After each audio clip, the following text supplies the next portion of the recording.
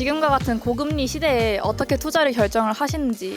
결론부터 말씀드리면 야 앞으로 부동산 가격 더 떨어질 거야 조금만 더 기다려봐 이렇게 얘기하는 사람들이 대부분이기 때문에 저는 이런 시기에 제 부동산 중에서는 상가가 저는 가장 제가 아끼는 부동산이에요. 이 사업들을 다 접는다 하더라도 이 상가는 그냥 돈이 계속 나오는 거거든요. 어떻게 하면 성공할 수 있고 저는 성공한 사람들을 어떻게 하면 만날 수 있을까라고 하면 저는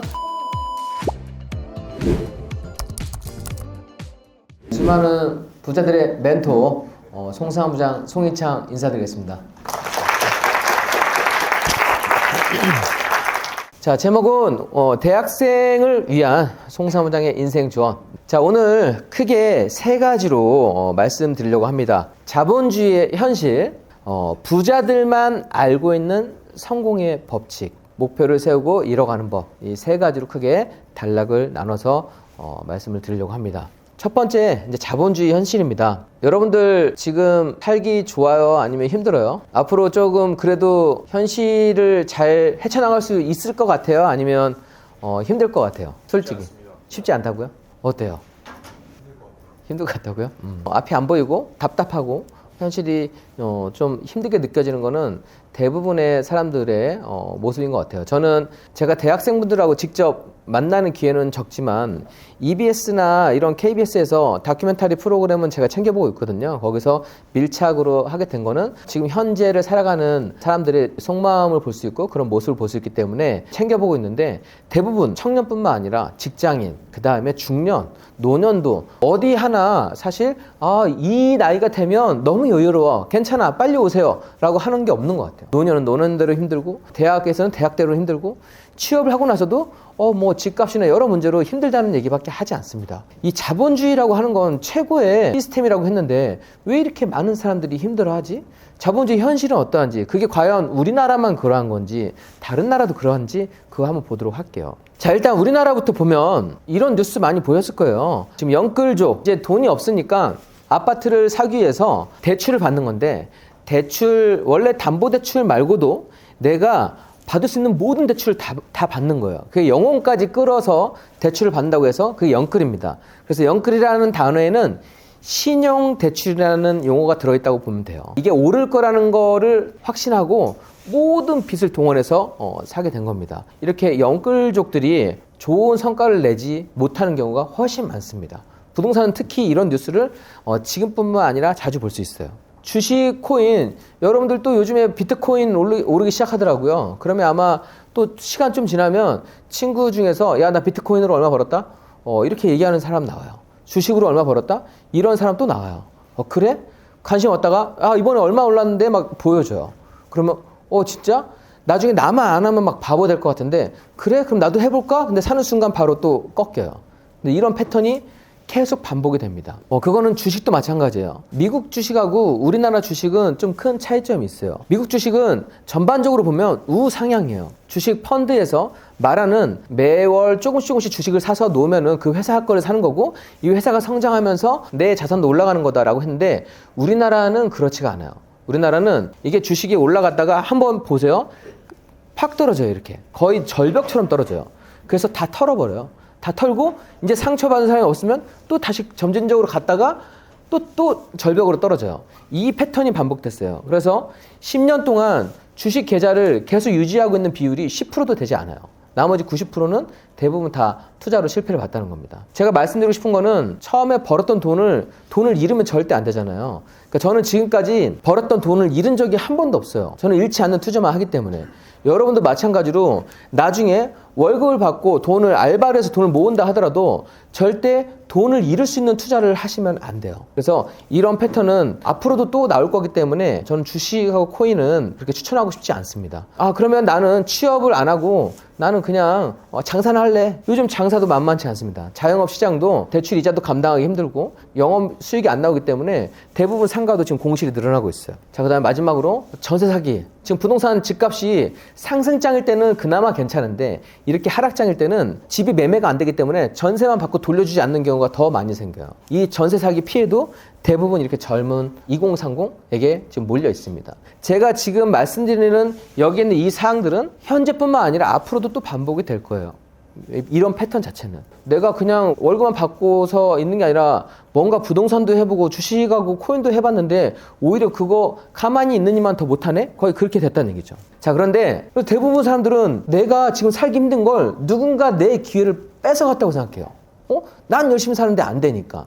여러분도 혹시 그렇게 생각하고 있지 않나요? 더 어른들도 이런 생각을 가지고 있다는 겁니다. 지금 전체적으로 봤을 때는 자본주의 시장에서 99%가 노동자고 1%의 자본가로 되어 있습니다. 1%의 자본가. 그래서 사람들은 내가 자본가를 위해서 일을 하네? 내가 회사를 위해서 일을 하네? 그런 생각을 갖고 있다는 얘기죠.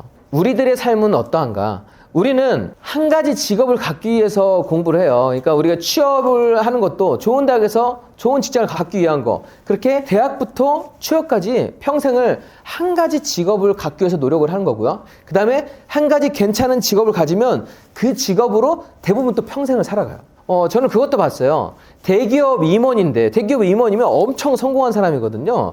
연봉이 엄청나요. 엄청 높은데, 자기가 회사에서 업무받쳐 일했어도 50대, 60대 딱 나왔는데, 할 줄 아는 게 아무것도 없는. 다시 원점으로 돌아가야 되는데, 자기가 있는 돈을 나눠 써야 되는. 그런데, 그러면 정말 대기업이고 공기업의 간부까지 해서, 이른바 그 시기에는, 50대에는, 다른 사람들 막 박수치는 그 정도의 성공을 가졌는데, 결국 사람은 원래 말년이 풍성하고 행복해야 진정한 행복인 건데 그 사람들의 말년 노후도 되게 비참한 거예요. 그게 아닌 사람들도 이 한 가지 직업으로만 그냥 살고 이른바 그냥 연금이라도 받으면 모르겠지만 그것도 아닌 사람도 상당히 많다는 겁니다. 근데 우리가 가는 길은 대부분 한 가지 직업을 갖기 위해 가는 거고 그 직업으로 평생 살아간다. 자, 그런데 이게 이상하더라고요. 학교에서 배우고 난 정말 열심히 했는데 이대로 하면 성공을 해야 되는데 학교에서 배운 걸로는 절대 부자가 될 수 없어요. 그리고 배운 대로만 한다고 하면 평생 일을 해야 돼요. 요즘에는 또 평균 수명이 정말 많이 늘어났잖아요. 100세 시대가 됐다고 하는데 우리나라가 OECD 국가 중에서 지금 평균 수명이 거의 1위로 지금 올라섰는데 노후 빈곤율도 지금 1위입니다. 수명 늘어난 거에 비해서 갖고 있는 경제력은 오히려 줄어들고 있어서 사실 수명 늘어난 게 환영할 일인지 그거는 좀 의문이기도 합니다. 자, 그러면 아마 이거는 제가 엑시트 책에 있는 내용이에요. 실제로 사회 초년생분들이 저한테 메일을 보내신 거예요. 메일을 보내면서 자기 정말 20대를 뼈를 깎는 고통으로 공부도 했고 명문대 갔고 좋은 직장을 가져서 남편도 괜찮은 사람 만나서 둘이 연봉이 1억이래요. 둘이 합해서. 연봉이 1억이면 여러분 딱 지금 봤을 때 괜찮네 그렇게 느끼지 않나요? 뭐 여자 5천, 남자 5천이라고 하면. 자, 그런데 여기 이제 사연을 보면 본인들은 대학교 다니는 동안에 학자금 대출을 받았대요. 집을 구하는 것도 전세자금 대출을 받았대요. 그리고 첫째 아이, 둘째 아이가 태어난 거예요. 그러면 1억으로 정말 이 회사만 들어가고 이 직장을 가지면 정말 성공할 거라 생각했는데 아무리 아끼고 아껴도 200만 원밖에 못 모은대요. 그러면 1년에 부부가 정말 아껴봤자 2,400 버는 거고 2년이면 4,800. 그러니까 4년을 해야 1억이 생기는 거예요. 검소하게 살아야지만이 1억을 모으는 건데 집값은 그렇지 않잖아요. 내가 이 길만, 이 취업만 하면 성공이라고 생각을 했는데 이 취업까지 성공했는데도 현실의 벽은 너무 높기만 하구나. 왜냐하면 200만 원 모으니까. 제가 이 100만 원, 200만 원 단위를 낮게 생각하는 건 절대 아니에요. 그런데 지금 우리가 실제로 생활을 할 때 생활에 비하면 기본적인 의식주 생활할 거에 비하면 너무 적은 돈이 모인다는 겁니다. 저도 원래 어렸을 때부터 좀 가난했지만 돈은 정말 좀 원 없이 써보고 싶었어요. 원 없이 먹고 싶었고 원 없이 하고 싶은 거 다 하고 싶었고 이런 생각 늘 갖고 있었어요. 근데 그거는 저 말고도 다 갖고 있는 거잖아요. 그죠? 자, 어쨌든 자본주의 현실 이러한 겁니다. 이분도 제가 나중에 어떻게 바뀌었는지 보여드릴게요. 자, 그런데 이렇게 힘들다고 하는데 이런 뉴스 봤어요? 여러분? 직장인은 평균 연봉이 4천만 원이에요. 임대료만 8억을 버는 1,200명이 있네요. 임대료만 8억. 누구는 차원이 달라요. 아침 9시부터 오후 6시까지 정말 뼈 빠지게 일을 해야 4천을 버는 거고 내가 임대료 받는다는 거는 일을 안 하잖아요. 일 안 해도 그냥 월 7천, 1억씩 딱 나오는 거예요. 그런데 제가 말씀드리고 싶은 거는 여기 있는 사람들이 금수저의 비율이 상당히 낮아요. 저거를 자기가 노력해서 만든 사람도 50% 이상입니다. 뭐 저도 이따 얘기하겠지만 저도 뭐 월세 많이 받고 있어요. 월세 받고 제가 사업장도 많이 받고 있는데 제가 돈을 아무리 써도 수입이 더 많아요. 뭐 먹고 싶은 거는 짬뽕도 그냥 짬뽕하고 삼선 짬뽕밖에 없잖아요. 그 위에 짬뽕이 저는 더 나왔으면 좋겠는데 그 위에 짬뽕도 별로 없더라고요. 그러니까 돈 쓰고 싶어도 쓸 게 별로 없어요. 원래 저는 대학교 다닐 때는 야, 초밥 한번 내가 정말 배불리 먹어봤으면 좋겠다. 초밥. 야, 이 회전초밥에서 먹고 싶은 걸 좀 원 없이 먹고 싶었던 생각이 있었거든요. 제가 원래 워낙 이렇게 가난했었으니까. 일단 과거의 저의 모습을 한번 말씀드리도록 할게요. 저는 되게 가난했어요. 제가 이제 인천에 살았는데 인천에서도 안 좋은 동네 살았어요. 주변에 학교 선생님들 있거든요. 그래서 물어보면 제가 거기 초등학교 나왔고 거기 중학교 나왔다 하면 거기 꼴통인데 거기 꼴통 학교인데 이렇게 얘기가 바로 나오더라고요. 그러니까 수준 자체가 좋지 않아요. 거기서 안 좋은 동네였는데 그것도 자가가 아니라 전세였어요. 전세. 그 아파트 단지가 그냥 5층짜리 엘리베이터가 없는 5층짜리인데 저는 거기에서 1층 살다가 5층 살다가 4층 살다가 매년 이사를 하는 거예요. 그래서 아니 왜 우리 집은 다른 집은 그냥 거기 계속 사는데 왜 우리 집은 이사하지? 그러니까 다른 집은 자가였던 거고 저희 집은 전세금을 올려달라고 하면 500 올려달라고 하면 전세금 안 올린 대로 또 4층 가고 또 전세금 안 올린 대로 5층 가고 5층짜리 집에서 2, 3층이 가장 비싸요. 1층하고 4층, 5층이 싸기 때문에 1층, 4층, 5층 이렇게 이사하다가 올랐던 그 금액도 감당하지 못해서 저는 이제 부천으로 이사했어요. 부천으로 이사해서 거기에 달동네, 그러니까 차가 좀 다니기 힘든 그쪽까지 이사했었습니다. 아, 저는 6남매예요. 집이 20평대예요. 주방 가든 화장실 가든 밤에 잘 때는 다 서로 자다가 밟을 수도 있어요. 왜냐하면 사람들이 많이 있기 때문에 9명, 10명이 화장실 하나를 쓰려고 하면 아침마다 거의 비명 소리가 들려요. 그냥 이것저것 불편한 것도 되게 많아요. 먹는 것도 늘 부족해요. 먹는 것도 치킨 한 마리 와봤자 6명이 째려보면 째려만 봐도 없어져요. 그냥 이 닭 날개 2개, 다리 2개밖에 안 되잖아요. 그래서 뭔가를 배불리 먹어본 적이 없어요. 늘 부족했어요. 지금 아버님이 괜찮은 직장을 갖고 계셨던 것도 아니었기 때문에 그냥 영업하셨고 일정한 수입이 없었기 때문에 저는 너무 가난했어요. 그냥 학창시절에 그 쭈쭈바 그거를 용돈을 받지 못했기 때문에 그것도 못 먹었어요. 그래서 아, 우리 집은 왜 이렇게 가난하지? 다른 집은 집도 넓고 차도 괜찮은 차 타고 이렇게 하는데 왜 우리 집은 가난할까? 집도 가난했는데 공부도 못했어요. 저는 공부도 못했고 그 다음에 남자가 원래 인기 있으려고 하면 운동을 잘하거나 뭐 예체능을 잘하거나 뭐 잘 웃기거나 공부를 잘하거나 이거 해야 되는데 저는 그런 것도 아니었어요. 그러니까 집도 가난하죠. 우리 때는 도시락을 싸갖고 다녔단 말이에요. 도시락을 싸갖고 다니면 점심시간에 도시락을 이렇게 반찬을 까서 같이 먹는데 저랑 누가 같이 먹으려고 하지 않았어요. 맨날 김치 싸갖고 오니까. 그리고 제가 다른 사람들하고 좀 잘 어울리지도 않았기 때문에 지금 이렇게 만약에 성공한 다음에 중고등학교 동창이 연락 오는 게 없어요. 왜냐면 제가 있었는지 없었는지도 모르니까. 그냥 그저 그런 아이였어요. 지방이 화학공학과에 제가 진학을 했고 처음엔 취업이 잘 된다고 해서 제가 진학을 했는데 노는 걸 좋아했지만 한 3.8 맞춰놨거든요. 그리고 공대는 토익 600에서 650점만 맞으면은 취업이 된다고 해서 제가 800점을 독학해가지고 800점을 맞춰놨거든요. 근데 그래도 안 되더라고요. 원래 기존에 했던 사람들의 기준대로 맞춰놨는데 제가 원했던 데를 좀 못 가게 되는 거예요. 그래서 제가 그 다음에 토익을 한 900점 맞으면 더 원하는 데 갈 수 있을 것 같아가지고 아르바이트를 제가 직접 했어요. 집에서는 더 이상 저를 가르쳐줄 여력이 되지 않는다고 해가지고 원래 대학교 때도 제가 벌었긴 했지만 어느새 자금 목돈 한 1,000만 원 정도면 6개월 뉴질랜드를 갔다 올 수 있다고 해서 그 뉴질랜드만 6개월 갔다 오면 제가 독학으로 800 맞았으니까 900점까지는 맞을 수 있겠더라고요. 그러면 900점이면 목표했던 데는 갈 수 있다고 판단을 했어요. 제가 이 아르바이트로 나이트클럽에 취업을 했는데 6개월 만에 1,000만 원을 모았어요. 정말 돈 안 쓰고 거의 안 쓰고 그냥 모았었어요. 200만 원을 제가 받았으면 200만 원에서 190만 원을 저축을 했어요. 10만 원에 제 헤어 그 다음에 핸드폰 비용 이런 거가 다 포함된 거예요. 10만 원으로 생활하고 190만 원을 저축을 했어요. 그러니까 거의 아예 안 썼어요. 멤버들한테는 우리 부모님이 편찮으셔서 병원비로 보내야 된다라고 얘기를 하고 저는 그냥 악착같이 돈을 모으고 다만 영자신문 그 다음에 영어 아침에 새벽에 회화학원 다니면서 언어연수 공부를 착실히 합니다. 자, 이제 돈도 모았고 언어연수도 그냥 가기가 애매하니까 영어 회화도 제가 학원도 다니고 영자 신문도 보고 그렇게 준비를 하고 이제 자금으로 한번 계획을 딱 세워본 거예요. 아까 제가 얘기했잖아요. 지금 내가 대학교를 졸업해서 직장을 하나 가지게 되면 얼마의 연봉을 받게 되고 그 연봉을 받게 돼서 1년에 얼마를 모을 수 있고 결혼을 하게 되고 뭐 이런 거를 한번 계산해 본 적이 있는지 모르겠어요. 저는 제가 딱 취업을 해가지고 그때가 연봉이 2천만 원대였어요. 2천에서 2,600이면은 그래도 괜찮은 데였는데 그러니까 월 200으로 취업을 해가지고 그 다음에 3년 그렇게 하다가 결혼을 하고 결혼을 하니까 또 아기를 낳아야 되고 갑자기 막 머릿속이 되게 복잡해져요. 저는 나이트클럽에서 1,000만 원을 모을 때까지만 하더라도 내가 언어연수 갔다 와서 토익 900 맞고 그냥 취업하면 그때부터 나도 성공하겠지. 웬만큼은 그래도 보통은 살겠지라고 생각했는데 보통도 안 되는 거예요.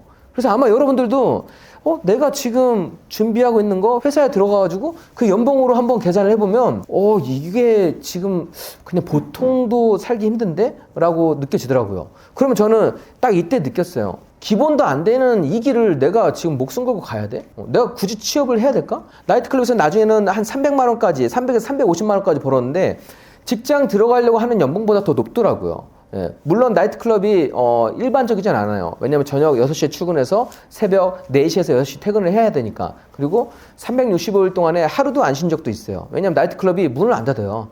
1년에 한 번 쉬는 날이 있어요. 현충일. 왜 쉬는지 모르겠지만 현충일 안 쉴 때는 저는 1년 내내 또 일을 하고 무대에 계속 올랐어야만 했어요. 자, 그래서 두 가지에 쓰게 된 거예요.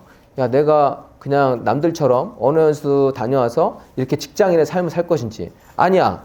그럼 나 지금 그냥 나이트에서 지금 돈 모았던 거 1,000만 원 여기다가 돈을 좀 더 모아서 나 원래 한 40 넘으면 한번 사업해볼까 했었는데 그냥 지금부터 사업하는 것도 공부하고 돈 버는 그냥 공부만 한번 해볼까? 제 나름의 좀 결정을 한 거예요.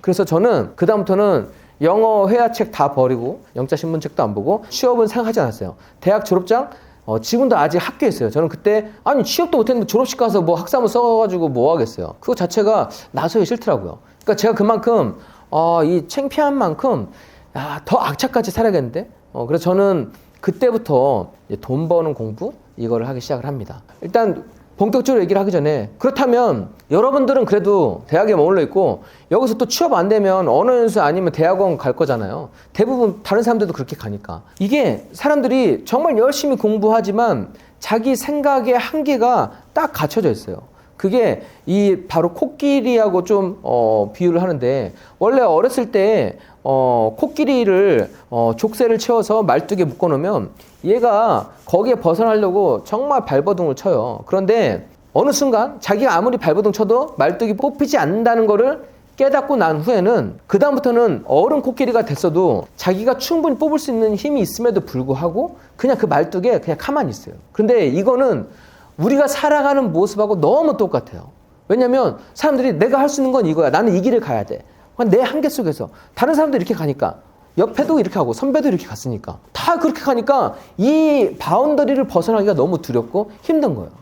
그리고 그걸 벗어나서 성공한 사람도 잘 보지를 못했어. 그래서 대부분의 사람들이 그냥 남들 하는 대로 그냥 중간만 해. 적당히 해. 우리 그런 얘기 많이 하잖아요. 중간만 적당히 그런 삶이 그냥 항상 한계의 삶인 거예요. 그래서 우리가 대부분 다 이런 삶을 살고 있다는 거는 그래서 힘든 거예요. 아무리 열심히 살아도 부자가 될 수 없거든요. 내가 자본주의 시장에서 성공하고 부자가 되기 위해서는 그거에 대한 방법을 따로 또 익히면서 그걸 갖춰야만 하는데 내가 한 가지 직업을 가지면서 열심히 일하는 거는 그냥 평생 노동자의 삶을 사는 거예요. 그런데 이게 우리나라에서도 이 두 가지의 부의 사다리가 있습니다. 한 가지는 부동산이고 또 한 가지는 사업, 창업이에요. 이 두 가지를 알고 있으면 나도 직장인이 아니라 저렇게 여유 있는 삶을 선택할 수가 있습니다. 현재 저를 소개해 드리면 25개 사업장을 운영을 하고 있어요. 이 사업장 하나하나에서 큰 수익이 들어오고 있습니다. 그래서 제가 여러분들께 말씀을 드리는 거예요. 제 출발점은 여러분보다 더 못하잖아요. 저 대학교도 더 안 좋은 데 나왔고 그 다음에 반무대에서 제가 4년 반 넘게 돈을 모으면서 그렇게 공부를 해서 만든 거니까. 그래서 저는 지금 이렇게 어린이 수영장도 하고 있고요. 그 다음에 이런 스터디 카페 독서실도 하고 있고 그 다음에 고시텔도 하고 있고 뭐 공유 오피스도 하고 있고 펜션도 하고 있고 여러 가지 사업들을 하고 있습니다. 제가 화학공학 전공이었지만 뭐 법학이랑 부동산 전공이 아니어도 부동산으로도 가장 많은 돈을 벌고 있고 사업으로도 이렇게 확장을 했어요. 그래서 제가 자신 있게 말씀드릴 수 있는 거는 저는 저 혼자만 부자가 된 게 아니고 제가 또 정말 많은 부자들을 만들었거든요. 저를 통해서 또 이 100억대 자산가들이 또 많이 탄생을 했어요. 아까 여러분들께 자본주의에서 어떻게 살면 괜찮은 삶을 살 수 있고 성공한 삶을 살 수 있는지 자신 있게 말씀드릴 수 있다고 하는 부분이 바로 이런 부분입니다. 자, 그리고 저는 지금까지 5권의 책을 냈습니다. 경매 기술, 실전 경매, 그다음에 뭐 소송의 기술, 그다음에 마지막에 이 엑시트까지도 냈어요. 엑시트는 제가 왜 냈냐? 저 때 너무 힘들었어요. 왜냐면 생각을 접고 그다음에 돈을 벌고 싶은데 나는 진짜 이 직업 하나 가지려고 막 토익에 막 자격증에 막 학점 관리 여러 가지 했는데 야, 이 길은 이렇게 간단한가?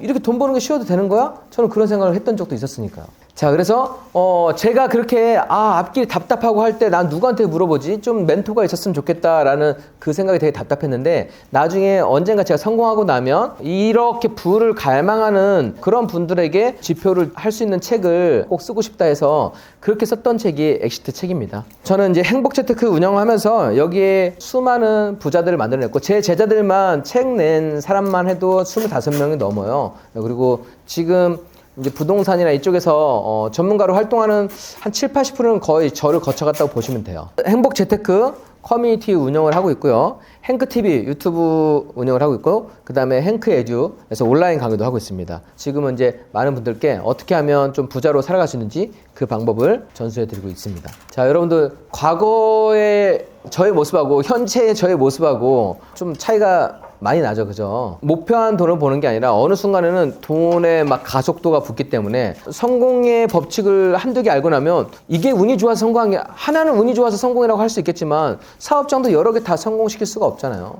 부동산도 하나 운이 좋아서 잘 살 수 있겠지만 정말 여러 개 부동산까지 다 잘 살 수는 없잖아요. 여러 개가 축적이 되면 그건 이제 실력인 겁니다. 자, 부자들만 알고 있는 성공의 법칙. 드라마를 보더라도 항상 악역은 부자예요. 이 선한 시민이 성공해서 그 악역을 눌러주는 이런 스토리가 대부분의 영화 드라마 스토리입니다. 그런데 현실은 정반대예요. 정반대. 부자가 착해요. 그리고 부자가 배려도 잘해요. 그리고 부자가 열심히 살아요. 정말 노력도 많이 해요. 그런데 부자가 아닌 사람은 게을러요. 맨날 TV 봐요. 축구, 야구 봐요. 술 마셔요. 친구들하고. 맨날 놀러 다녀요. 워라벨이에요. 남들보다 조금 더 노력을 하기 때문에 더 많은 걸 갖는 거예요. 그 방법을 찾고 그 방법을 노력하기 때문에. 그래서 저는 제가 점점 공부를 하면 할수록 부자가 상당히 괜찮은 사람이네. 자수성가형 부자라고 하면 정말 열심히 산 사람이네. 너무 배울 점이 많은 사람이네. 부자가 정말 멋진 사람들이 너무 많더라고요. 저는 책을 통해서 거의 부자들을 많이 만나왔는데 부자처럼 사고하고 부자처럼 행동하면 부자가 된대요. 그래서 제가 우리가 지금 가는 길은 이거는 노동자의 길인데 이건 자본가의 길인데 이건 투자가의 길인데 이건 부자의 길인데 내가 지금 가는 길이 아무리 열심히 해도 종착지가 어딘지는 한번 생각을 해봐야 된다는 얘기예요. 대부분 그렇게 생각은 안 하고 열심히 했는데 인생은 나아지지 않고 막 세상에 불평만 많고 여러분들 아마 주변 둘러봐도 불평불만 많은 사람들 치고 부자 한 명도 없어요. 다 가난해요. 그건 어른들 마찬가지예요. 불평만 갖는다고 내 인생 절대 나아지지 않아요. 근데 그거는 방법을 모르기 때문에 그러한 거고 방법을 좀만 알면 여러분들도 얼마든지 성공과 부자를 만들어낼 수가 있어요. 자, 그리고 마지막 하나 더. 부자는 부지런하고 매우 긍정적인 사람이다. 저는 이제 좋았던 거는 이거를 열심히 살 자신 있고 내가 돈 버는 건 무엇이든 다 할 수 있었어요. 저는 악착같이. 그러니까 뭐 나이트클럽에서도 이 악물고 돈을 모았겠죠. 그래서 돈 버는 거라면 무엇이든지 할 수 있는데 제가 해보니까 그럼 이런 생활을 도대체 얼마나 해야 되는 거야? 라고 반문했는데 이게 그렇게 긴 시간이 아니더라고요. 내가 어느 정도 종잣돈을 모아놓는다고 하면 이런 공부를 할 수 있는 시간이, 공부를 완성할 수 있는 시간이 저는 한 4년 반이 걸렸지만 지금은 또 워낙에 시스템들이 잘 되어 있어서 한 3년? 2, 3년이면 충분히 인생의 어느 일정한 시기만 혹독하게 살면 평생을 여유롭게 살 수 있는데 그거가 훨씬 나은 길이라고 저는 생각을 하거든요.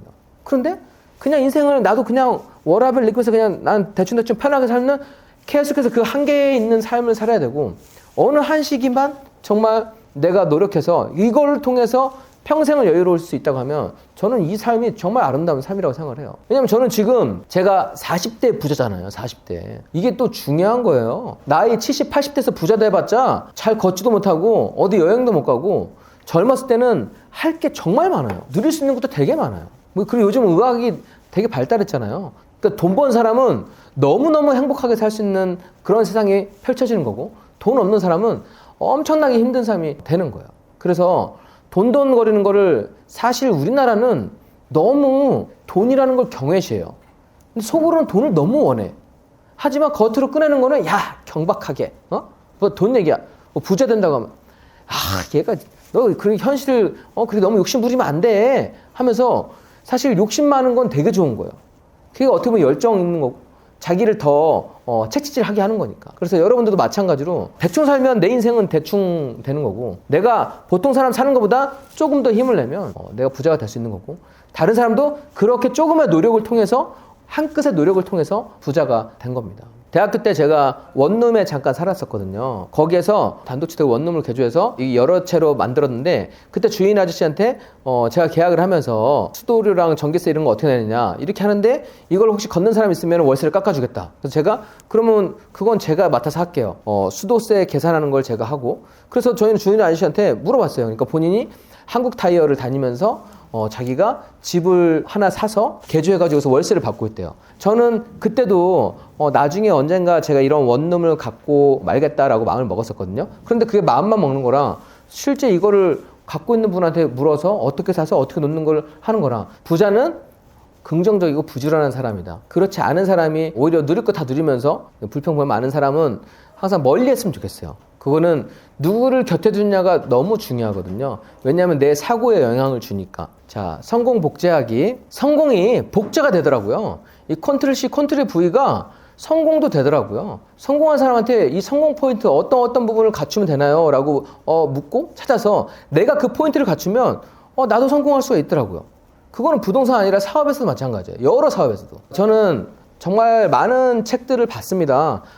닥치는 대로 읽었어요. 그냥 부자, 뭐 돈, 머니 이런 거 들어간 거는 제가 영어 책을 버린 다음에는 그런 책들만 봤어요. 그리고 장사로 어떻게 하면 성공할 수 있는지 사업에 관한 책도 봤어요. 그러니까 그렇게 봤던 것들이 책에서 이론만 있는 게 아니더라고요. 그리고 이 사람이 여러분들이 지금 책을 한 권을 갖고 계시지만 제가 인생을 살면서 가장 손해 안 보고 이익을 보는 게 무엇인가를 한번 생각해 보면 바로 책을 읽는 거예요. 왜냐하면 제가 저자로서 이 책 한 권에 담는 거를 겨우 이게 10,000원, 20,000원에 이게 줄 것인가? 이걸 통해서 엄청난 걸 얻을 수가 있거든요. 내가 내 이름을 걸고 자기 이름을 소중하게 생각하는 사람은 책에 정말 많은 걸 담아내려고 해요. 그래서 여러분들이 저뿐만 아니라 다른 성공이나 이런 부자가 됐던 거를 정말 저자 경력을 보고 저자가 정말 그런 삶을 살아온 사람이 많다고 하면 거기서 보고 그 책에서 얘기하고자 하는 거를 내가 진심으로 받아들이고 내 거로 만들어 간다고 하면 그 성공 포인트들을 하나씩 갖춰나갈 수가 있습니다. 저는 책에서 얻은 거를 그냥 흘려보내지 않아요. 제 독서 노트를 만들어서 여기 책에서 이 저자가 갖고 있는 차별화된 점, 이 저자는 어떤 부분을 갖고 있는지 여기서 한 3가지에서 5가지를 꼭 가져가겠다 생각하면 읽다가 이거 너무 괜찮은데? 이거 정말 괜찮은데? 이런 마음으로 읽게 되면 책 한 권 한 권 읽을 때마다 내 실력이 많이 업그레이드가 될 수가 있습니다. 저 때는 유튜브도 없었거든요. 그때는 뭐 블로그나 이런 것도 활성화가 되어 있지 않았기 때문에 블로그도 없었어요. 제가 처음 시작했을 때는. 그래서 오직 책으로만.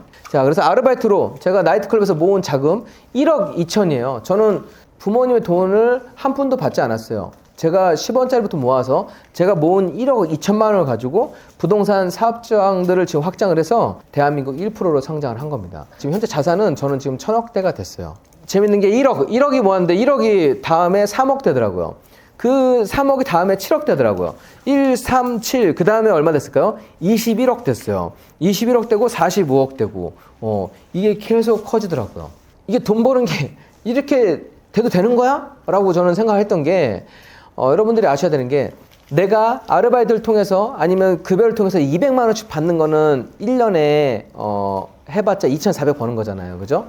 그런데 제가 이 투자를 통해서, 자본을 통해서 부동산을 하나 샀는데 이게 3천 들어갔는데 2달 만에 5천을 벌었어요. 돈맛이라는 게 있어요. 돈맛이라는 게. 우리가 부동산과 사업을 할 때 돈이 왔다 갔다 하는 거 보면 이 집중력이 확 올라가요. 그래서 공부가 너무 재밌어요. 왜냐면 이게 대학 전공 공부하는 거랑 막 이 영어 공부하는 거랑 또 차원이 달라. 왜냐면 내가 알면 할수록 와, 돈 버는 기술이 막 더 아이템 장착되는 것처럼 돈 버는 기술이 막 장착이 돼요. 그래서 제가 뭐 경매 기술 책도 적었지만 262만 원으로 200만 원으로 가장 많이 번 건 1억 5천 넘게 벌었어요. 그러니까 이게 몰랐을 때는 아유, 돈이 돈을 버는 거야. 돈이 돈을 버는 거야 얘기하는 사람이 공부 안 한 사람이에요. 다 돈은 머리로 버는 거예요. 돈을 활용하는 거예요. 내가 돈을 활용하는 방법을 배우지 못한 거예요. 그런데 우리는 직업을 갖기 위한 것만 배웠지 돈을 어떻게 모으고 어떻게 활용하고 어떻게 불려나가고 이거는 전혀 배우지 못했다는 거예요. 오직 노동으로 버는 수익만 숭고하고 아름답고 고귀하고 이런 얘기만 나오는 거고, 근데 이거를 잘만 세팅을 하면 자본이 자본을 벌어주는 시스템을 만들 수가 있는데, 제가 이 책을 읽으면서 가장 큰 깨달음은 어떻게 부자가 되는 거지? 그거에 대한 해답은 자본이 벌어주는 시스템을 만들어가는 거더라고요. 내가 일을 하지 않아도 자본이 벌어주는 시스템. 그러니까 부동산에서 월세가 나오고 사업장에서 사업 수익이 나오고, 이거가 포인트더라고요. 그러면 이제 부동산을 어떻게 하면 잘 사면 되는지, 사업장을 어떻게 하면 좀 성공 사업장을 꾸미면 되는지, 그다음부터는 그거를 배우면 익히면 되는 거예요. 그러면 이제 내가 뭘 배워야 될지, 뭘 알아야 될지가 머릿속에 딱 되면 그것만 쳐다보고 그것만 찾아보고 그 포인트를 갖추게 되는 거예요. 그런데 그 전까지는 장사하면 아유 뭐 할 거 없으면 나중에 치킨집 하고 뭐 피자집 하고 이렇게 장사도 경외시했지만 사실 그렇지가 않거든요. 그래서 어떻게 내가 포트폴리오를 갖춰가야 되는지 이런 거를 알 수 있다는 겁니다. 혹시 행크TV 보셨는지 모르겠지만 $100라고 있어요. $100. 여러분들 30대 여성 직장인이거든요. 그 직장인이 한 7천 정도 모았는데 그 7천만 원으로 저랑 같이 한번 이렇게 프로젝트를 해본 거예요. 1년짜리 프로젝트를. 그래서 7천만 원으로 월 100만 원 만들기, 그 프로젝트를 했던 게 있어요. 그걸 한번 딱 보시면 이렇게 만들어가는 거구나. 그럼 7천만 원으로 그 친구를 퍼서 한 2억 가까이 좀 벌고 월세 100만 원도 세팅을 했거든요. 그러면 보통 사람들은 내가 3,600 계속해서 그 노동 수익만 버는데 자기 노동 수익 말고 이제 자본 수익도 같이 벌어주기 시작하면 어느 순간 이게 눈덩이처럼 더 커지게 되는 거예요. 그게 바로 우리 스노볼 효과라고 하는데, 내가 돈을 굴릴 수 있는 능력을 꼭 배워야 되거든요. 이 돈이 처음엔 작지만 점점점 굴러가면 이게 가속도가 붙기 시작해요. 맨 처음에는 이거 하는 사람과 그렇지 않은 사람 차이가 크지 않지만 2년, 3년, 4년 지나면 엄청나게 큰 차이가 옵니다. 그래서 아까 제가 제 돈 불려간 것도 보여드렸던 게 1, 3, 7, 21, 45 이거는 제 그때까지만 해도 가계부 대가 엄청 열심히 적었거든요. 이렇게 하는 것도 특별한 사람만 하는 게 아니라 이렇게 하는 것도 자본주의 시장에서는 꼭 필요한 거다라고 생각하시면 좋겠어요. 저는 그게 되게 아쉬워요. 투자를 통해서 벌었다고 하면 투기꾼이라고 하잖아요. 투기꾼. 그죠? 부동산은 부동산 투자자 아니고 부동산 투기꾼이라고 하잖아요. 그래서 우리나라는 존경받는 투자자가 없어요. 그래서 제가 지금 사업장도 여러 개를 하고 있는 거는, 제가 아마 부동산만으로 이렇게 돈을 벌었다고 하면 투기꾼이라고. 예. 그런데 저는 부동산도 다른 사람들이 안 사는 것만 사거든요. 안 사는 것만 사서 제가 가치를 올리는 걸 하게 되는데, 정말 여러분들이 지금 있는 길에서 다른 길을 선택하라는 게 아니라 그 길을 가면서 추가로 이런 길도 이런 능력도 갖추고 있으면 좋겠다는 걸 말씀드리는 겁니다. 자, 일단은 부자가 다 되고 싶으실 거예요. 부자의 좀 개념을 한번 말씀드리고 싶었습니다. 부자는 돈, 시간을 모두 가진 사람을 부자라고 저는 얘기를 합니다. 그래서 맛집 사장님 있잖아요. 맛집 사장님. 맛집에서는 새벽까지 나와가지고 음식 소스를 만들어 놓고 직원들 나올 때 다른 일들을 하게끔 하는데, 맛집 사장님은 거의 쉬지 못하거든요. 돈은 엄청 버는데 쉬지 못해요.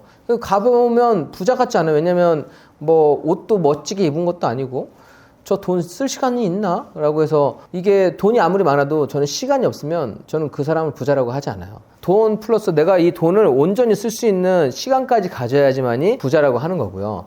여러분들이 이 부자에 대한 기준을 정확히 갖고 있어야지 중요합니다. 왜냐면 나도 부자 되고 싶어야 하는데 어떤 게 부자인지 몰라요. 그럼 내가 나아갈 방향이 서지가 않잖아요. 그런데 보면 지금 내가 일을 하지 않더라도 막 월세 월 500에서 1000만 원이 들어요. 월 500에서 1000만 원. 아니면 어떤 사람은 내가 아파트 2, 30억짜리 갖고 있어요. 그럼 누가 더 부자예요? 아파트 30억 갖고 있는데 대출이 28억이에요. 지금은 제가 좀 과하게 말씀드렸지만 아파트를 15억, 20억짜리 갖고 있으면서 대출 5억, 10억 있는 사람은 봤어요, 안 봤어요? 봤죠. 그럼 그 사람은 어떨 것 같아요? 만약 대출이 5억 있다.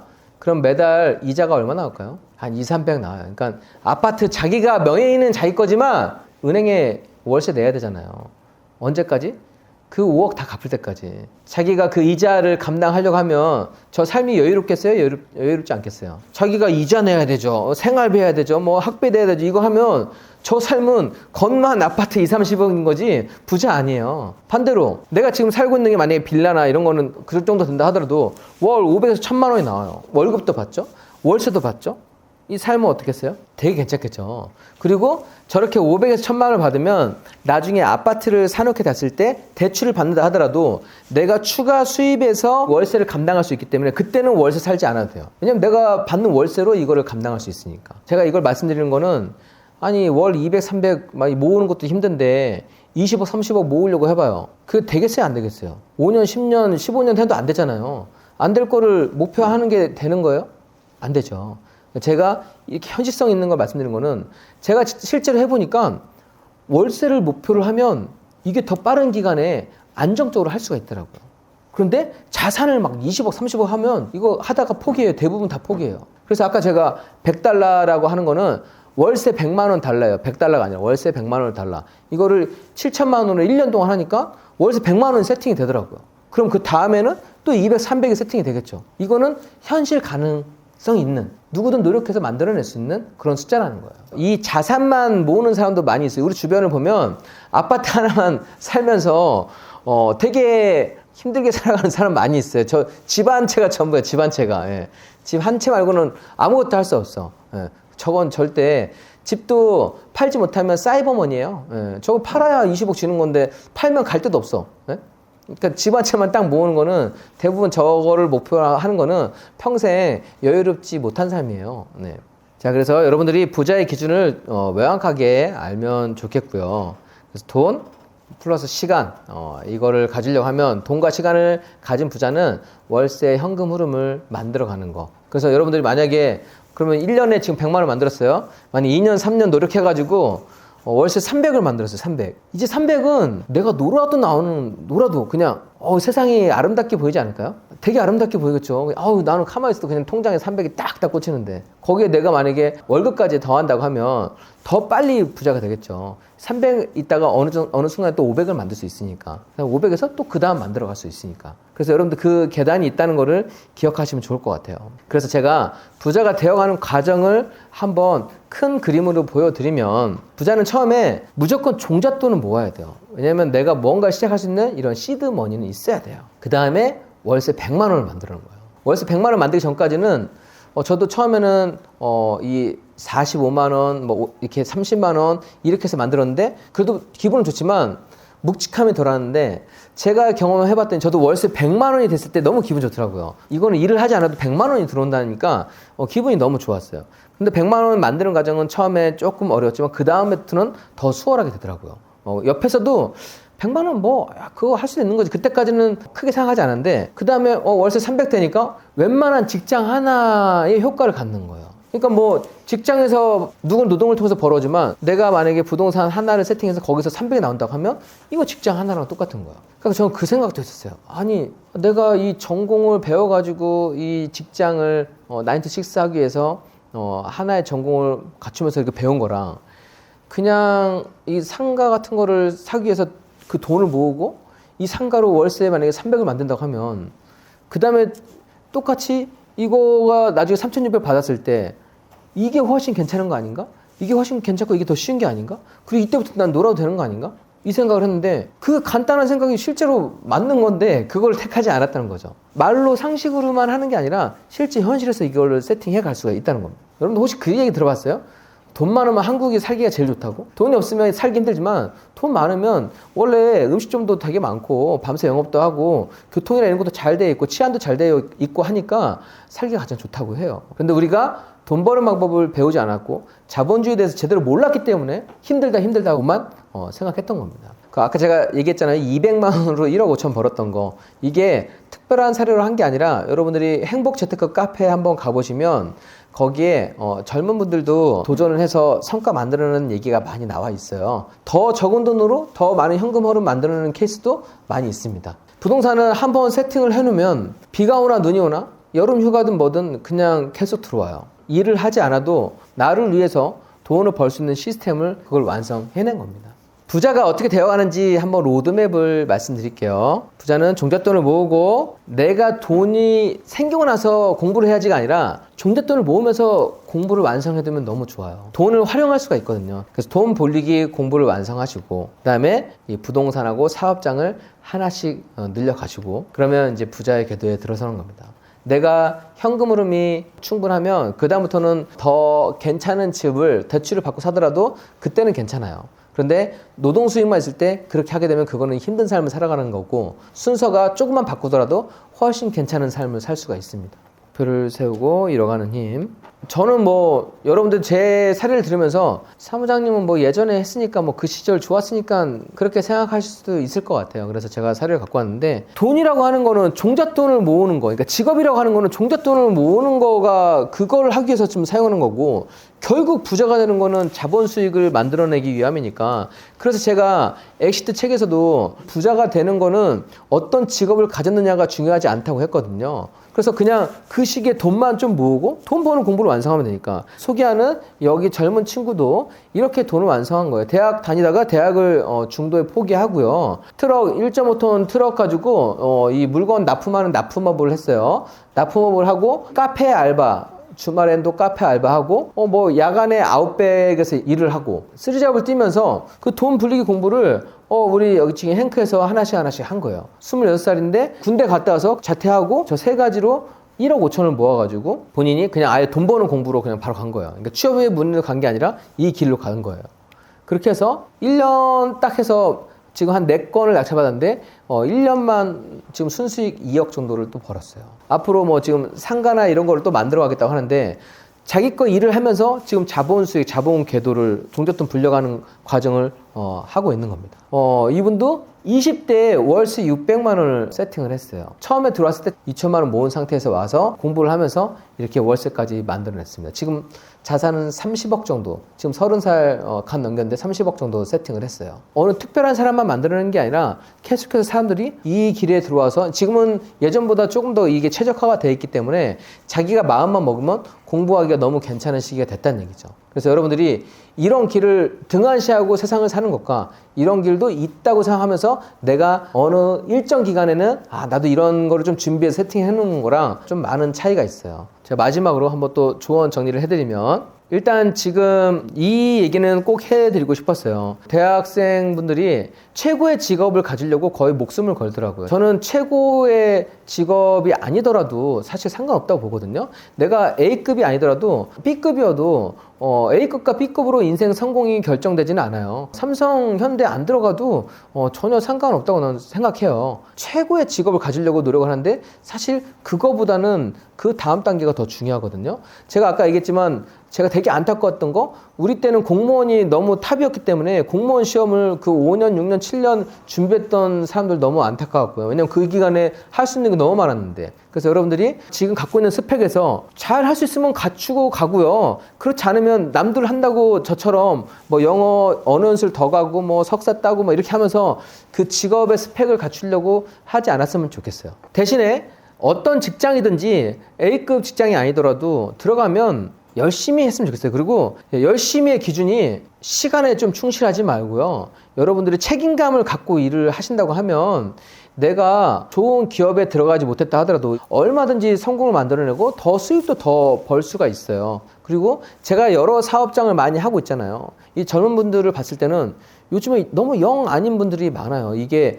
너무 개인주의예요. 자기가 정말 이 사업장을 위한다는 마음만 좀만 보이면 페이도 얼마든지 받을 수 있고 거기 점장도 될 수 있고 그런 점포 하나 더 저는 그런 사람 있으면 바로 하나 차려주겠어요. 이거 맡아서 해봐. 너도 돈 많이 벌고 이 사업장도 잘 이끌어봐. 마음가짐만 갖고 있으면 얼마든지 성공할 수 있으니까 꼭 조언을 해드리고 싶었어요. 그리고 그렇게 하게 되면 나중에 여러분들이 여러분 사업장을 갔던 다른 걸 하던 또 거기서도 다른 직원들도 잘 키워낼 수가 있어요. 자, 세 번째. 그리고 절약하는 습관을 가지고 돈을 착실하게 모아라.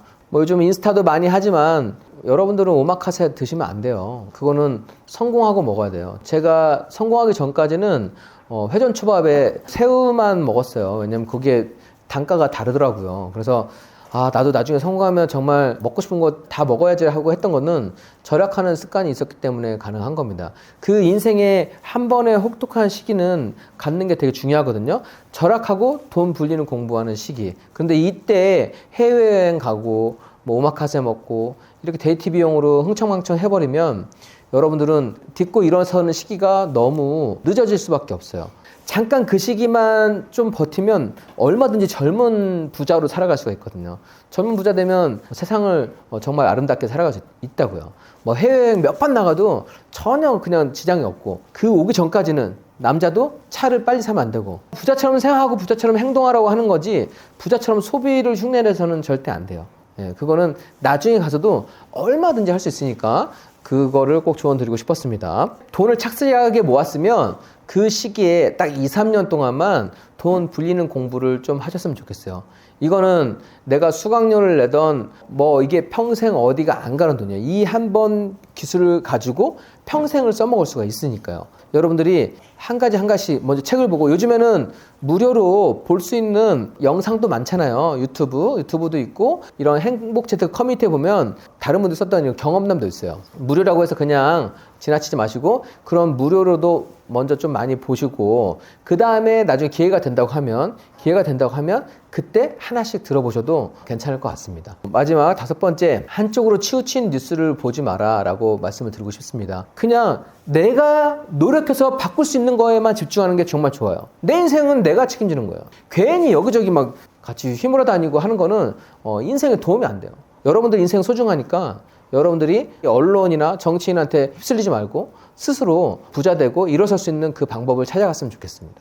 맞습니다. 저는 과거에 그냥 나이트클럽 일을 하면서 그때만 해도 저도 더 힘든 입장에 서 있었기 때문에 그 부분 공감하면서 말씀드렸던 거고 나는 하나의 회사도 들어가기 힘든데 왜 세상은 넓고 할 일은 많다고 했을까? 그때 그 말이 왜 이렇게 이해가 안 되지? 라고 했는데 어느 순간 되니까 그 말이 정말 이해가 되더라고요. 아니 이렇게 세상에 돈 벌 게 이렇게 많다고? 이렇게 할 수 있는 게 많다고? 내가 잘할 수 있는 게 이렇게 많다고? 가능성 있는 거밖에 세상이 보이더라고요. 내가 갖고 있는 생각이 정말 중요하다는 얘기입니다. 그래서 여러분들이 한계에 갇히지 말고 내가 갖고 있는 그림을 더 크게 그리고 얼마 갖고 싶어? 5억, 10억, 20억, 30억, 50억 그 이상도 다 가질 수가 있어요. 건물도 얼마든지 가질 수가 있어요. 내가 마음 먹고 노력하면 다 가질 수 있는 거예요. 그거는 특별한 사람만 성공하는 게 아니에요. 그래서 제가 이거는 우리 회원들한테 강조해요. 사람은 자신이 그린 대로 삶을 살게 된다. 여러분들 어느 순간 꿈을 잃어버렸고 내가 정말 노력해서 이 길밖에 안 된다고 하면 그 길만 살게 되는데 여러분들이 그릴 수 있는 최대의 그림을 그리고 나아갔으면 좋겠습니다. 그리고 내가 좋아하는 일로 돈 벌려고 하지 마세요. 그런 거 별로 없어요. 내가 돈 벌고 나서 좋아하는 걸 하세요. 그거는 얼마든지 할 수 있어요. 여러분들이 직업을 선택할 때도 조금 더 편하게 선택할 수 있을 겁니다. 제가 엑시트 책을 쓸 때는 대학생분들, 취업준비생, 사회초년생, 내가 어떻게 앞으로 나아갈지 모르는 분들을 위해서 책을 집필했기 때문에 다시 한번 또 책을 읽어보시면서 그 부분 잘 새겨보신다고 하면 자기 걸로 소화해 간다고 하면 분명 긍정의 결과물을 만들어낼 수 있을 겁니다. 자, 여기까지 강연을 마치도록 하겠습니다. 감사합니다.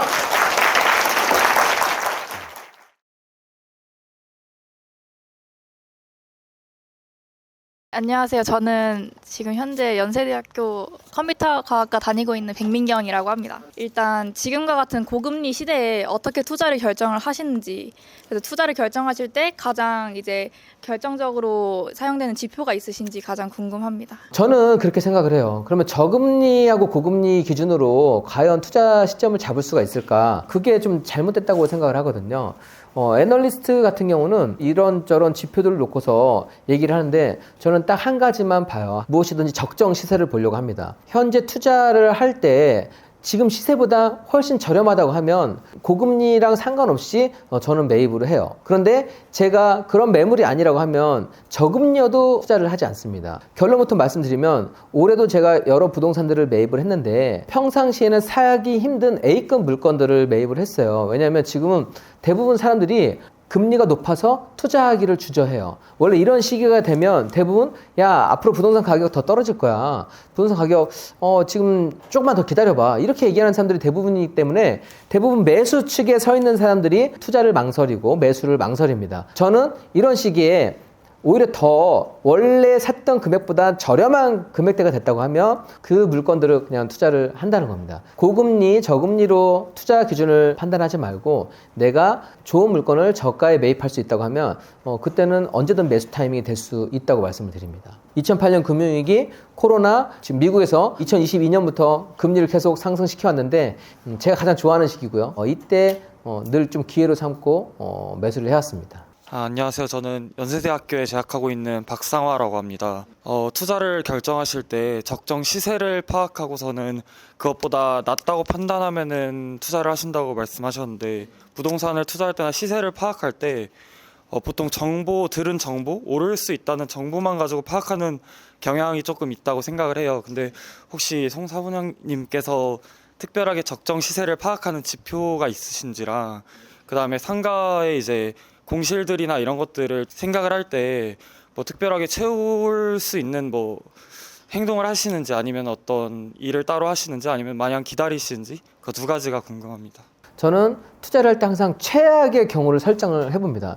최악의 경우는 가장 안 좋은 상태로. 그러니까 제가 상가를 만약에 매입한다 하더라도 상가에 여러 아까 미용실이나 뭐 이 독서실이나 이런 제가 매입할 때는 최소한 사무실로는 임대가 될 수 있는 곳을 골라냅니다. 그게 최악의 경우 좀 설정을 하는 거고요. 기준점을 잡는 거는요. 저는 매입을 하고 나서 어떤 호재 때문에 이렇게 오르는 이런 투자는 아예 하고 있지 않아요. 근데 보통 사람들은 그 도로가 뚫린다고 하고 뭔가 들어간다고 하면 그 호재를 보고 투자를 하는 경우가 많은데 실제로 그거는 너무 아마추어적이고 그 호재가 반영된다 하더라도 실제 시세 상승까지 이어지지 않는 경우도 많이 있어요.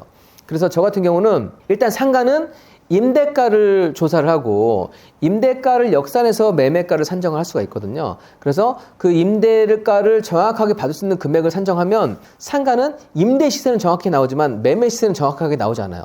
상가 자체는 수익형 부동산인데 수익형 부동산은 내가 이 상가를 사서 월세를 얼마를 받을 수 있는지가 중요한 거고 월세 받을 수 있는 금액만 정확히 안다고 하면 가끔은 저렴한 매물을 만날 수가 있어요. 그걸 하나 활용하고 또 저 같은 경우에는 경매, 공매를 활용을 해둡니다. 제가 공부를 할 때 저는 경매를 먼저 하고 그다음 경매를 해두니까 그 다음에 공매를 하고 제가 경매를 공부한 거는 부동산을 처음에 샀더니 2달 만에 3천만 원인데 2달 만에 5천이 올랐다 그랬잖아요. 제가 노동 수익으로 4년 반 동안 정말 그 나이트클럽에서 힘들게 하루도 못 쉬고 벌은 돈이 1억 2천만 원인데 부동산 3천 샀는데 얘가 2달 만에 5천을 벌었어요. 와, 이거 황당하기도 하고 나는 이렇게 힘들게 벌었는데 부동산은 그냥 사니까 2달 만에 5천을 벌어주네? 그때 제가 그럼 부동산으로 돈을 가장 잘 벌 수 있고 확실하게 벌 수 있는 게 뭐야? 재개발, 재건축 여러 가지 공부하다가 부동산의 사실 끝판왕은 경매예요. 그래서 경매를 그럼 경매를 하면은 경매를 완벽하게 익혀야겠다. 그래서 경매를 배웠고 경매를 배우고 난 다음부터는 좋은 게 뭐냐면 제가 사고 나서 오르기를 바라는 투자를 하는 게 아니라 살 때부터 원래 시세가 100이면 70이나 60에 사는 거예요. 살 때부터 이익이 생기는 게임을 할 수 있어서 야, 세상에 100% 원금 보장이 되는 투자가 있다고? 라고 하면 저는 경매라고 말씀을 드리는데 저는 시장이 불안한 시기에는 경매로 안전마진을 충분히 확보한 다음에 매입하는 투자 방법을 하고 있습니다. 그래서 여러분들이 나중에 경매 공부는 꼭 해보시길 좀 추천드려요. 저는 이제 경매 투자 방법을 좀 많이 활용하고 있습니다. 지금 이제 저는 연세대학교 재학 중인데 학교 공부를 하다 보니까 결국에는 이런 식으로는 제가 하고 싶은 것들을 이룰 수 없다는 생각을 하게 됐습니다. 그래서 이제 다음 학기에 휴학을 예정 중인데 사실 주변에는 그냥 이렇게 회사 들어가고 평범하게 사는 친구들이 훨씬 많은 것 같아요. 그렇다 보면 이제 제가 용기가 없어질 때가 참 많습니다. 그때마다 저는 책을 읽거나 강연을 듣거나 아니 주변에 좋은 사람들을 두려고 합니다. 송 사무장님께서는 용기를 잃을 때 두려움이 많아질 때 어떻게 대처하시는지 대응하시는지 여쭤보고 싶습니다. 용기를 내기 위해서는 제가 슬럼프를 극복하는 방법에서도 적어놨지만 나랑 똑같은 사람한테 조언을 구하는 거는 오히려 판단을 흐리게 할 뿐이에요. 그리고 내가 정말 나아가고자 하는 그 위치에 있는 사람한테 조언을 구하는 게 좀 가장 좋을 것 같고요. 내가 분명 이런 생각을 가진 걸 여기서 오늘 참석하지 않은 다른 친구분들한테 얘기하면 야, 정신 차려. 제발 좀 세상 똑바로 살아라. 그렇게 하는 게 되게 많을 거예요. 나와 같은 생각을 가진 사람들과 얘기를 나누는 게 가장 베스트예요. 그렇지 않으면 내가 갖고 있던 새로운 마음가짐도 또 흐트러질 수가 있기 때문에 용기를 낼 수 있는 거는 이미 나와 같은 길을 가고 있는 그 커뮤니티에서 조언을 구한다고 하면 훨씬 괜찮은 조언을 구할 수가 있어요. 그래서 여러분들이 제가 그래서 어떤 생각을 가지고 있느냐가 정말 중요하다고 했는데 그래서 그런 커뮤니티 그런 걸 활용하시면 훨씬 더 괜찮은 조언도 듣고 용기도 잘 낼 수가 있습니다. 제 이름은 박성빈이라고 합니다. 근데 제가 지금 사업을 하려고 시드를 계속 모으고 있는데 이 시드를 과연 부동산과 사업 중에서 과연 어떻게 이걸 조화를 이뤄가면서 제가 불을 이뤄갈 것인지, 그러니까 그 두 개의 다리 중에서 두 개의 다리의 방향이 약간 다르다면 그 사이에 부동산이라는 그런 가치를 어떻게 조화시킬지 한번 듣고 싶습니다. 사업하고 부동산 중에서 뭘 해야 되느냐? 일단 사업도 내가 직장을 가지면서 급여를 받는 거랑 사업 수익을 만드는 거랑 사업은 내 기본적인 수익을 만들기 위함인 거고 사업은 약간 노동 수익의 사업인 거예요. 이거는 내가 일을 하지 않아도 직장에 출근하지 않아도 나오는 사업 수익이 아니라는 거예요. 사업을 하면서 내가 부동산을 한 개, 두 개씩 모아 가야지만이 가장 안정적인 자산이 될 수가 있어요. 연예인들 같은 경우도 개인 사업이잖아요. 그렇지만 언제 자기의 이런 인기가 사라질지 모르기 때문에 그걸 해지하기 위해서 빌딩을 사놓고 물건을 사놓는 거예요. 월세 현금 흐름을 만들어 놓는 거예요. 그리고 월세 현금 흐름 나오고 있는 거는 이거는 부동산이 아니라 현금이에요. 왜냐하면 월세가 나오는 부동산은 언제든지 내놔도 그런 부동산을 살려고 하는 사람들이 상당히 많다는 얘기죠. 그러면 내가 갖고 있는 사업 수익으로 일을 하지 않는 부동산이 늘어난다고 하면 그건 가장 이상적인 형태가 되는 거예요. 저도 그래서 제 부동산 중에서는 상가가 저는 가장 제가 아끼는 부동산이에요. 이 사업들을 다 접는다 하더라도 이 상가는 그냥 돈이 계속 나오는 거거든요. 그래서 저는 너무 한쪽으로 치우치진 않고 우리나라 사람들은 부동산을 정말 아름답게 생각하는 민족이에요. 이 부동산은 한번 폭등의 시기가 와서 지금 약간 소황됐지만 나중에 봐보세요. 또 그런 시기가 또 오거든요. 부동산 어플도 엄청난 게 많아요. 부동산 어플이 많다고 하는 거는 여러분들이 뭘 아셔야 되냐면 예전에는 저평가 지역이라고 해서 물건을 하나 사고 이 가격을 사람들이 알아봐 줄 때까지 시간이 많이 걸렸지만 이제는 이 머리 좋은 사람들이 어플을 많이 만들어 놔서 어디가 저평가되어 있는지가 바로 공유가 돼서 금방 그 시세를 메꾸게 돼요. 그래서 여러분들이 이 부동산을 공부한 사람과 그렇지 않은 사람 차이가 좀 많이 커진다는 겁니다.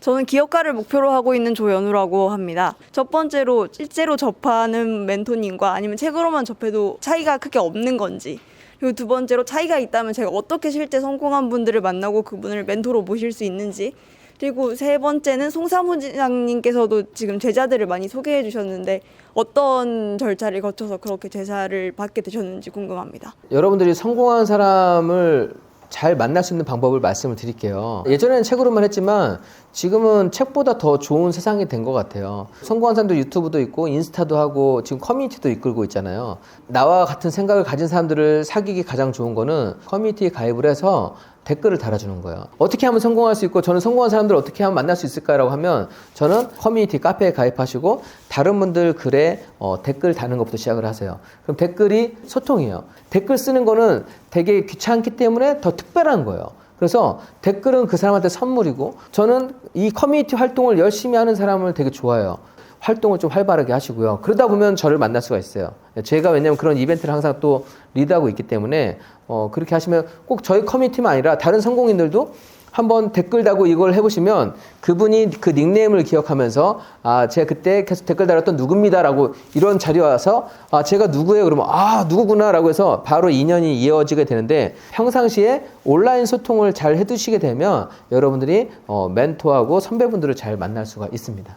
안녕하세요. 저는 그 체육관 마케팅 아르바이트 하고 있는 학생인데요. 저희 체육관이 코로나 전에 잘 돼서 확장을 했는데 코로나 때문에 많이 힘들어졌어요. 그래서 혹시 대표님께서는 사업하실 때 지점을 확장해서 잘 된 케이스가 있는지. 저는 사업을 확장을 했을 때 투자한 게 있다 하더라도 잘된 판단도 할 수 있고 만약에 외부 환경이 변경되면서 포지션을 바꿔야 될 타이밍도 있는데 내가 여기서 지금 현실을 직시하는 게 제일 중요하고 이게 마케팅을 많이 해서 원래 있는 수요가 다시 오게 할 수 있다고 하면 그러면 저는 올인을 하지만 여기는 지금 아무리 마케팅을 하고 내가 저가를 하고 이벤트를 한다 하더라도 다시 그 손익분기점을 넘기 힘들다고 하면 그때는 한 곳은 또 접어야 된다고 생각을 하거든요. 사업장이 똑같아요. 수영장도 제가 지점을 여러 개 늘려가지만 성적이 다 좋은 게 아니에요. 예, 성적이 좀 안 좋은 거는 저도 임차로 넘기기도 하고 그냥 이걸 팔기도 했어요. 그래서 좋은 것만 남겨뒀거든요. 그래서 그 속가내기 작업을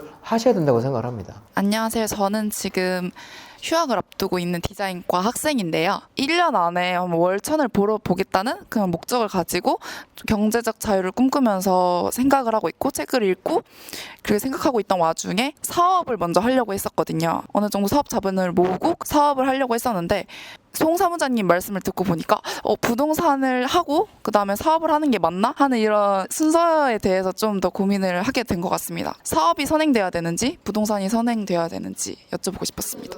뭔가 부동산 투자를 하기 위해서도 종잣돈을 모으는 의미에서도 지금 직업을 갖지만 대출을 잘 받게 하기 위해서 내가 소득을 증빙할 수 있는 거를 갖추고 있어야만 해요. 이제 어떤 사업을 목적했는지 모르겠지만 사업에서 소득이 안정적으로 나오면 우리나라 그래요. 돈 많이 벌면 대출을 막 마음껏 쓰래요. 그런데 내가 지금 소득 증빙이 안 되면 과외로 돈 번 거? 그럼 대출 잘 안 돼요. 과외는 신고하는 거 아니잖아요. 내가 다른 데서 월급을 받고 사업 소득을 냈다고 하는 거는 이거는 잘 되거든요. 그래서 그걸 만들어 놓고 그러면서 종잣돈 모으면서 부동산을 하나씩 모아가면 될 것 같습니다.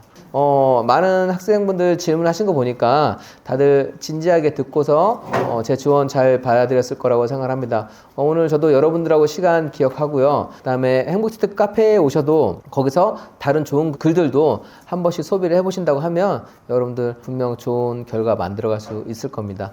네, 오늘 긴 시간 수고 많이 했습니다. 감사합니다.